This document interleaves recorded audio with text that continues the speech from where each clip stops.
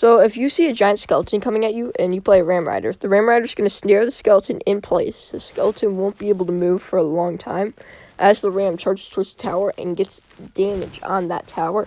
Obviously, you'd have supporting troops to take out the giant skeleton. I'm just making examples so I didn't. So the giant skeleton still got bomb damage. But if you'd played like skeletons or a small card like that, you could have easily took out the giant skeleton and not had its bomb hit the tower. The same can be going with P.E.K.K.A. Pretty much any large unit that's on your side of the field that's already getting targeted by your Princess Tower, you can do that with, and it will help take it out really quickly. Like, there's the P.E.K.K.A. I was just a bit late placing the Ram Rider, so it still got the tower, but the Ram Rider still can counter push, and it still stopped it from getting more damage on the King Tower than it could have already. So that's a win. Yep, so the Ram just took that tower. I mean, Ram Rider's really strong. It's got that 440 charge damage, which is insane. So here, any second now, my partner's, plays a Golem.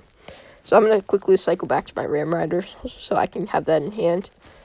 Whenever you have a tank on the other side of the bridge, do not play your Ram Rider. The Ram Rider's just going to delay the push, and it allows them to build up more elixir to fight back with. Like, now they have, like, a Witch and a mini P.E.K.K.A. Hog Rider.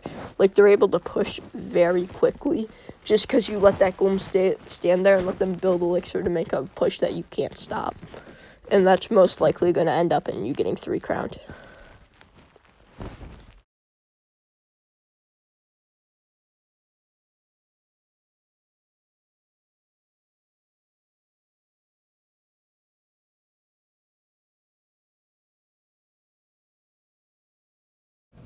Alright, so now we're going to be working on some of the counters to the Ram Rider. The Ram Rider is just, I mean, if you use it right, it's a really high skill card. But, I mean, you can also use it as a spam card, but, like a cycle card. But, so one of the main counters that my partner's going to play here in a second is the Inferno Tower. I'm going to show you, like, what happens when you run the Ram right at an Inferno Tower, because that's normally what you play to counter it. The Inferno Tower obliterates the Ram Rider, and the Ram Rider has no health, and the Inferno has quite a bit of health left. I'm just going to destroy that Inferno so I can keep showing you more stuff real quick. Cycle back to the Ram Rider. So let's see what he'll play, and then I'll show you how the Ram Rider goes to it. So, mini P.E.K.K.A., you can draw it like that, and you'll snare it right there, and it will jump right over the river at a perfect timing, so the mini P.E.K.K.A. gets destroyed with no hits, and the Ram Rider counter pushes. That's a 5-for-4 trade with the Ram Rider getting damage on tower, so it ends up being a positive elixir trade. Which is normally, if the Ram Rider's already charging and it's like halfway at the bridge, which is a horrible counter. It will not spawn any skeletons, and it will only slowly do 69 damage to it, making it a really bad counter. And if your Ram Rider's high enough level, it could actually destroy the Witch, which that wouldn't be very good at all. So, yeah, the Witch is probably not something you want to happen, because when it's snared, it doesn't spawn skeletons. So, yeah. Oh, yeah, and the Ram Rider is similar to the Battle Ram in that if you zap it, it slows down a ton. So if you were to zap it at the right time, my friend missed that, but if you were to zap that at the perfect time period, you could have made the Ram not do that 440 damage, but only that 220 damage, saving yourself the tower. It's like, yeah, and whenever there's a Golem in the back, never play a Ram Rider in that lane. You're only giving them time to play troops to support that Golem. Because now that Golem's being held back there, and they're building up elixir that they can use to support that Golem in a push. You'll most likely end up getting 3 crown. Like there, they added a P.E.K.K.A. behind that, and Baby Dragon. Like, that's a push that's going to be ridiculously hard to stop. That's like 13 elixir he was able to build up.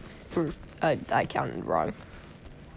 19 elixir.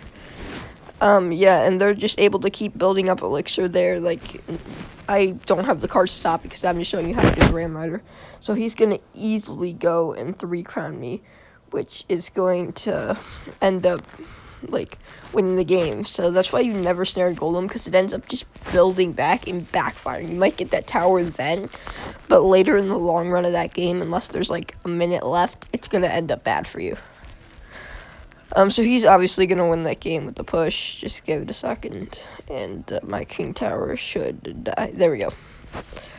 So I'm gonna hop into one more game just to show some other scenarios, and a little bit of where the positioning of the zap needs to be on the Ram Rider. So let's jump into one more match so I can show you guys some last minute stuff. So I am going to. So he played. Oh, he's just cycling to get rid of the for now. Alright. So any second now he should play. He's cycling still.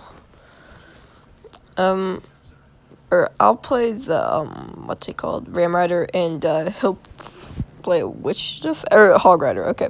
So with the Ram Rider, you can snare the hog like I did right there. The hog's not reaching the tower, and your ram's just pushing the other way.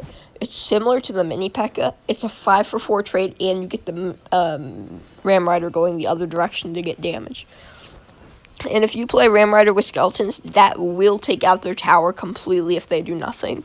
So they have to defend that. So that's a push that they can't ignore. See you guys. Like and subscribe.